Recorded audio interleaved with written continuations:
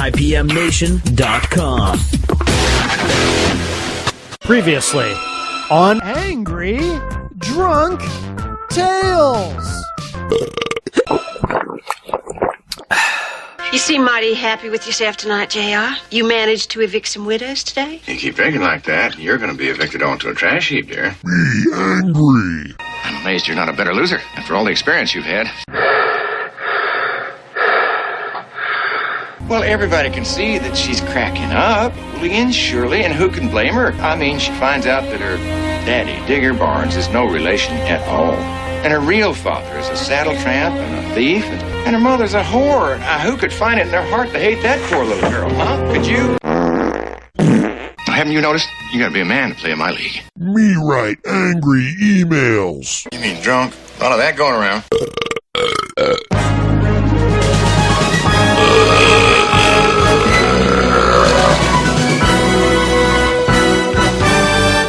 Episode 22.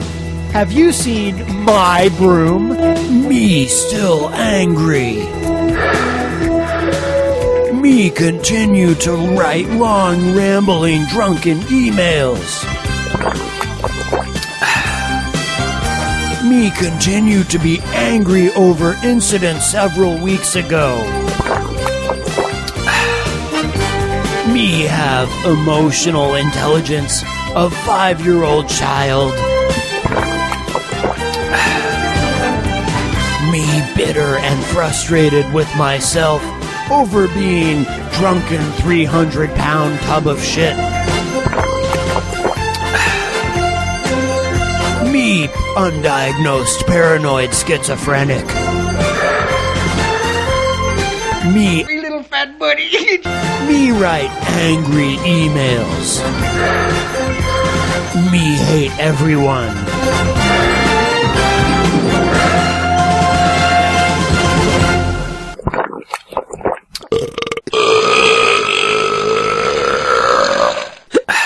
Welcome to episode 22 of Angry Drunk Tales. I'm Matt Connerton. And I'm Jen Coffey. And we are the unfortunate, or fortunate, ex-roommates of Little fat buddy. Yes. fortunate in that we survived, got out, and now live in peace. When we where we left off yesterday, we presented Jesse's email to Little fat buddy. as read by Jesse, and then Little fat buddy. his response, and then that was July 16th, and then we actually had some solitude, sort of. I mean, as much solitude as one can expect. I mean, between July 16th and July 22nd, things were quiet.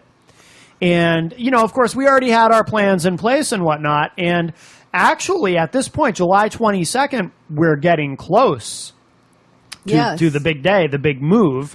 And don't worry, just to remind everybody, the series does not end when we get to that. I don't want anyone to get the wrong idea and think this is the last week of Angry Drunk Tales, and that we're approaching the big series finale. We are not. We have emails dated yesterday. Oh yes, there's plenty more after the move. It only gets better. It really does get even better. As you sit and listen to this, you can know with certainty that there are emails as recent as 4 days prior. Yeah. Yes, indeed. So July 16th happened. That was terrible. So then several days go by and things are quiet. And I'm on edge, the entire time I'm in the apartment, just waiting for the next bombardment of emails. Because as we've learned with Little fat buddy. as we kind of knew then and has only been reinforced since leaving, is that every time we think it's over, what's that old song? Fool if you think it's over. I have no idea. 70s light what rock. That one is. Oh, you've heard No. it. You'd know it if you heard it. But it's never really over. So on the evening of July 22nd, I received an email from Little fat buddy. titled, "Have you seen my broom?" My is capitalized. So on the evening of July 22nd, I received this. looked around the house, and it doesn't appear to be here. That red-handled broom and blue dustpan belong to me. I bought them less than a week after moving in here. So I looked around and found them. They were in our room, so one of us must have used them and forgot to put them back. So I replied, I'm sorry, yes. I'll put it in the kitchen. I think we used it and forgot to put it back. So, very polite. But I didn't want to bring it to him. I was enjoying not having to interact with him in any way and getting a reprieve from that. So I then very quickly sort of scampered to the kitchen with the broom and dustpan, put them there, and then went back to the room. And then I hear him. He must have been listening for me to leave the room and go put the broom back, because then I hear as he's, breathing heavy and putting his empty bottles in the kitchen and presumably grabbing the broom, and then I hear him go back into his room. So this next email is actually dated July 23rd, but this was definitely that same night, so it was after midnight. So I receive from Hey, little fat buddy. this. So, I see you moving stuff out. Would like to know when you plan to move out, as that seems to be your decision. At the end of the day, the only person I wanted to move out was the one who basically turned that night into an argument, and that was Angela. Even before that night, I had come to have second thoughts about her living here, but you made your own decisions, and that's fine. I do have other people interested in moving in, so need to know when I can expect to start showing the place. Even now, I am concerned about what's going on with Angela, who was the only person I wanted to move out, as she instigated a lot that night, and was not the first time she had done so, and including the day before, when Jen was trying to reorganize stuff. Hell, I even put an AC into her room that was given to me, and yet none of what I did for her was worth a damn at the end of the day either. Yes, Jesse had stepped over a few bounds, but I feel like that could have been discussed. Like having a friend stay over without even asking first. He was a guest. He should have asked before having his own guest over. Seriously, for all of the things you say I was unreasonable about, dozens of other people my age have said that they would have thrown everyone out then and there. Sorry, but if you feel the need to make me an asshole, then fine. But at the end of the day, guests in my house should act as though they are guests and show respect, even if they think that respecting an elder is silly and outdated. Guests should act as guests. As far as him having an overnight guest goes, I would have said okay. Unplugging my stuff and plugging in his own, I would have said okay. But the fact that I was never asked kind of pissed me off. This is a very simple etiquette as a guest. Anything else shows lack of respect. Whether you see it that way or not, well, basically, everyone else in the world agrees that those things are disrespectful. If any of you think you are going to live here rent-free in August, then I have already prepared eviction notices and also papers for civil suit. If you expect to live here through August, or Angela for that matter, then you will not be getting Wi-Fi. This is a warning, not a threat. I have no obligation to provide Wi-Fi if everyone who chooses not to pay rent. And if that behavior is what is planned, then I am prepared as well, and yes, I will be suing in civil court for anyone who does not pay for August, yet chooses to squat. It's not a threat, it's a warning. I refuse to pay for others to stay for free, and that includes Angela. And the fact that no one has communicated with me their intentions, it's pretty fair to me to assume that as of now, your intentions are as I just said. So, of course, it's still the everyone agrees with me. Yeah. More of that. I think at this point we're actually regressing instead of aging. Yes.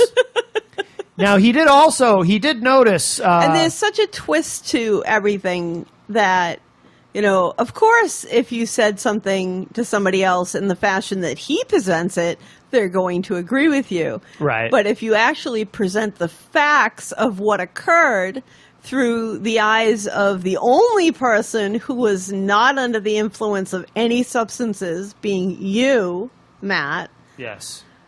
The only one who actually can give a true overview of the situation is you.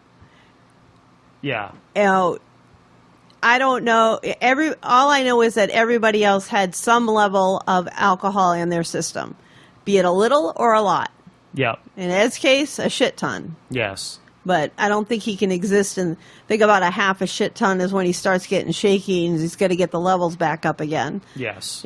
But I get off on subject. And he's noticing things leaving, of course, because we had upstairs neighbors who allowed us to use their attic to move some things into temporarily, which was going to make things easier on the actual moving day. Which turned out to be a shit ton of stuff right. that fit up there to the point where move day was going to be like nothing. Yeah, we did that on a night that Hey, little fat buddy. was working at his part-time job where he was not home. I did respond to these emails, by the way, and this is what I said, and it killed me to do this because I don't like being sneaky. This is not how I would have liked to have done things. But as again, like I keep saying, and if Hey, little fat buddy. is listening to this, he'll be thinking, "Oh, he just keeps rationalizing." But hey, Hey, little fat buddy. if you're listening, by the way, everyone I've talked to says that we handled this correctly. So they're trying to speak on his level. Maybe he'll get it. That's what you know what? I just realized, by the way, we handled the whole thing wrong from the beginning. We should have just been sending back long, rambling, drunken emails to Hey, little fat buddy. and maybe we could have communicated with him that way. Like a 5-paragraph email that basically says, I'm right about everything and you're the one who's wrong. Yeah. At the end of the day, at the end of the day, my mommy says I'm right. You can call me names if you want to. At the end of the day, my daddy can beat up your daddy. Sticks and stones will break my bones, but names will never hurt me. I wonder if I'd emailed him back and told him that I'm rubber and he's glue and everything he says bounces off me and sticks to him, if that would have just ended the whole argument. He would have been like, Oh, I can't send any more emails. Yeah. They're all going to be stuck on me. Hindsight is 20/20. But no, I don't like having to be sneaky and do shit like that. But again, when you're living with a drunken lunatic and you don't feel safe, you do what you got to do. The irony of it is, too, making fun of the whole. Well, I talked to my parents, and I did actually, by the way, have dinner with my father yesterday. And when I told him about all this, of course, he said, yes, we did the right thing. We had to for safety. So I wrote back a short email to Hey, little fat buddy. I said, we have no immediate intentions, which, again, admittedly was not true. But I said what I felt I had to. What was moved out was primarily Jessie's stuff, but also a few things of Jen's that she took to her parents' place. Again, not true, but I wanted to present I wasn't going to say, oh, they're up in the attic in the house. She's been splitting time between here and there. I kind of spun it like you were still in the apartment some of the time. So that, because I didn't want him, when he knew that I wasn't there, to go barging into our room. So I wanted him to think that there was still a chance, even when I wasn't there, there was still a chance that you were home, when in fact you were entirely out at this point, aside from your belongings. Right. And that happened after I had a treatment. Yeah. And I remember when you brought me to our friend's house and they looked at me and they were afraid that I was going to just drop dead on them. Yeah. And didn't want you to leave them alone with me. And I said here, so it's really just me here living full time. I understand from your previous emails that you would like us to leave. I can work on it, but at the moment I don't have a place to go. I'll have rent for you on the 1st, whether it's Jen and I or just me. And again, that was a lie, but it was a necessary one. And then he writes back just a short email.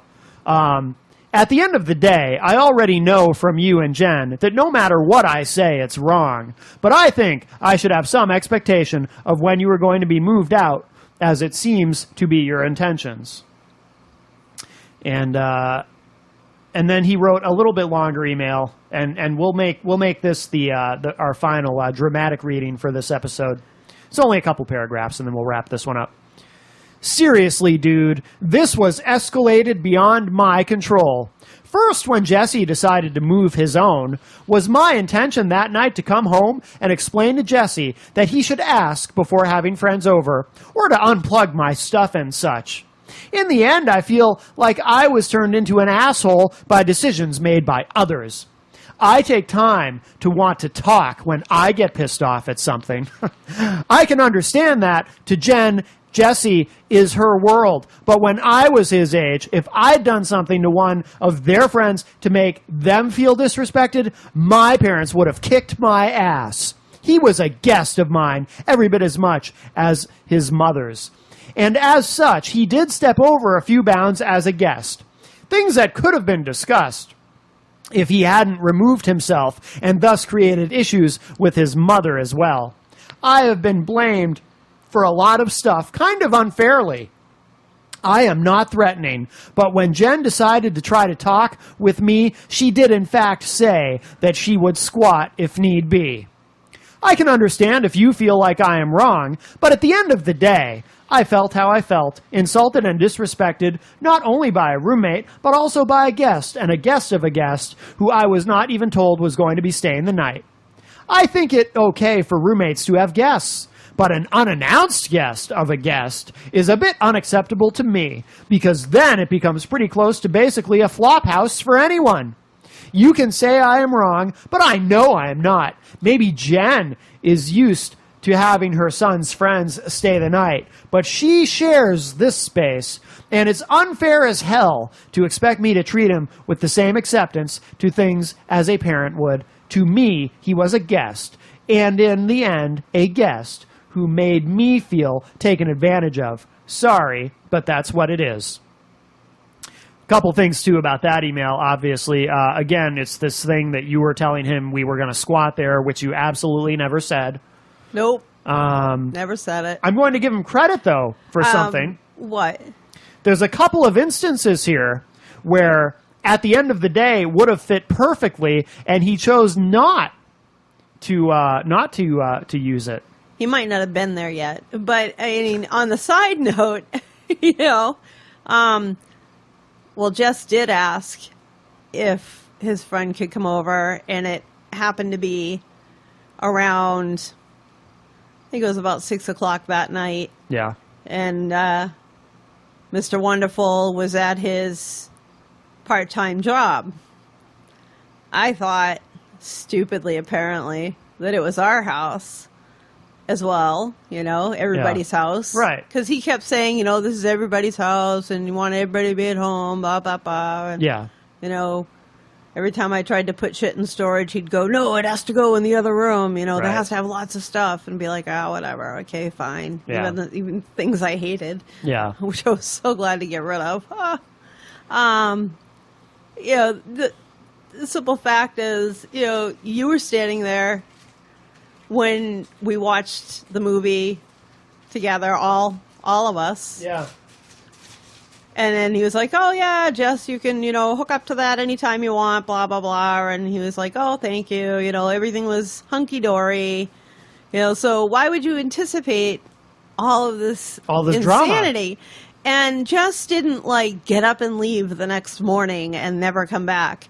He was there for a number of days. Yeah. And he would say, you know, hi to him when he would see him, and how was your day, or something like that. And, you know, Mr. Wonderful, because he's so grown up, would just keep walking and act like nobody's talking to him, and go in his room and then close his door. Yep. Oh, yeah. And go hide behind his computer and make more main emails. Isn't it weird that this all happened on the same evening that we actually, the one time we actually did something social with Free little fat buddy. actually the three of Yeah. us, you, me, and Free little fat buddy. sitting down and watching Idiocracy together. Jesse watched it too. No, you. Yeah, he was in the chair. No, he was not. I For thought he for was some in reason the you chair. keep misremembering that. No, he and his friend had left.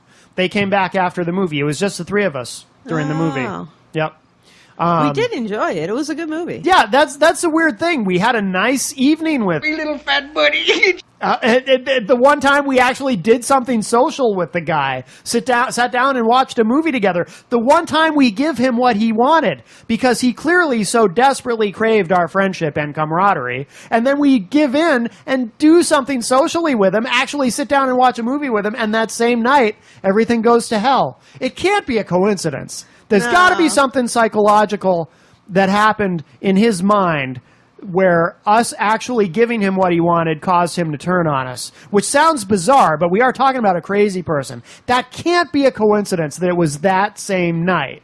It is really odd. Yeah. And he likes to leave out the fact that in the beginning when he came home from work and he walked in and everybody's having, the three of them, the three younger ones are having fun. I'm asleep, you're working. And he cracks open a beer and goes and joins them and finishes that one and cracks open another beer and goes and joins them. He had time with them, and then an incident occurred. Yeah. Yeah. So strange. And you heard all of this because you're working on your computer, and Yeah. our bedroom was literally right there. Yeah. Well, So my opinion is to lean towards the only person who was sober throughout the entire thing and witness to the entire thing from beginning to end. yeah. Yeah.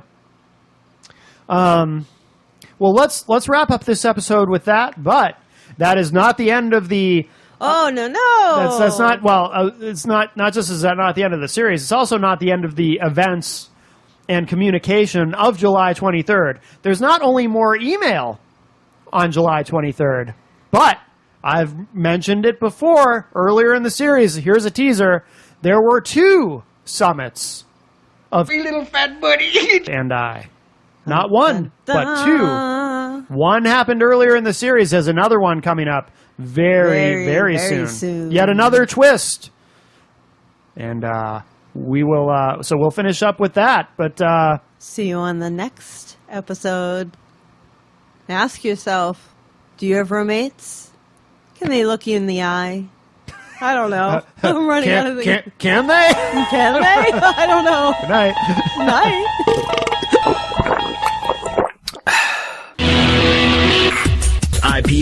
IPMNation.com.